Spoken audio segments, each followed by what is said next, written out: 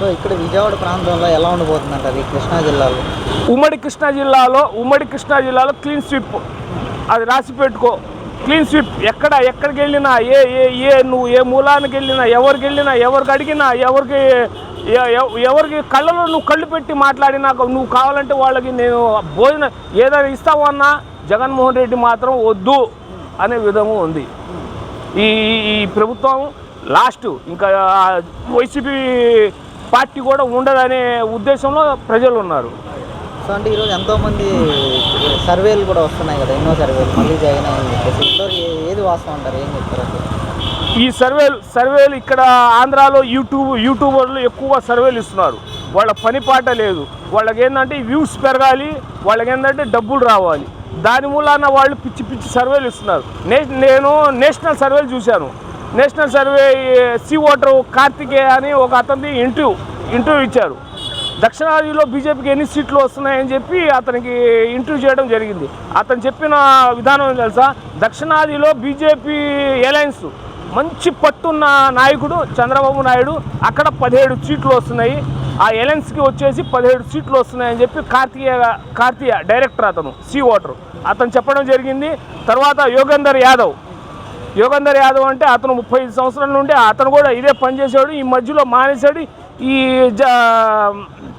ఈ రాహుల్ గాంధీ భారత్ జోడో యాత్రల నుండి మళ్ళీ మొదలు పెట్టాడు అతను ఈ ప్రజా అభిప్రాయాలు మొత్తం.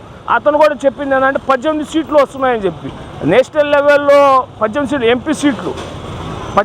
ఎంపీ సీట్లు వస్తున్నాయంటే దాదాపు 150 సీట్లు తెలుగుదేశం ప్రభుత్వానికి వస్తున్నాయి.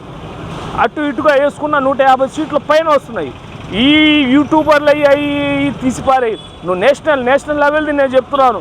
కావాలంటే ఛాలెంజ్ చేస్తా. వైసీపీ వాళ్ళకి పెద్ద లీడర్లు అయిన సరే నాతో వచ్చి డిబేట్లో కూర్చొని మాట్లాడమని చెప్పు. సిఆర్డి మళ్ళీ అది కూడా పెద్ద సర్వే.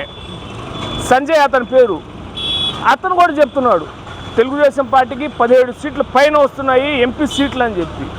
ఈ మొత్తం ఈ చెత్త ఆంధ్రాలో ఉన్న చెత్త దేశంలో 15 రోజుల తర్వాత 15 రోజులు న్యూస్ ఒకటి చెప్తే 15 రోజుల తర్వాత మన ఆంధ్ర టీవీలో వస్తాయి. అంత చెత్త న్యూస్ అనమాట మంది. కుప్పంలో చంద్రబాబు నాయుడు ఓడిపోబోతున్నారు అని కూడా ప్రచారం చేస్తున్నారు. మరి వైనాడు కుప్పం అంటున్నారు, ఈసారి ఎలా ఉంటుంది? వైనాడు పులివెంద చూసుకోమని చెప్పు. వైనాడు పులివెందల చంద్రబాబు నాయుడు గారికి 1,00,000 ఓట్ల పైన మెజార్టీ వస్తుంది కుప్పంలో. ఈసారి జనాలు బాగా కసితో వీళ్ళు చేస్తున్న అరాచకాలు అక్రమాలు అన్నిటికీ ఇదైపోయి వన్ సైడ్ జరిగింది కుప్పంలో ఎన్నిక వన్ సైడ్ జరిగింది. వన్ సైడ్లో 1,00,000 మెజార్టీ వస్తుంది. పులివెందల్లో మెజార్టీ తగ్గుతుంది. ఓడిపోవచ్చు అని చెప్తున్నారు మళ్ళీ ఈ యూట్యూబ్ సర్వేలే. మరి చూద్దాం. జూన్ 1వ తారీఖే ఎగ్జిట్ పోల్ వచ్చింది.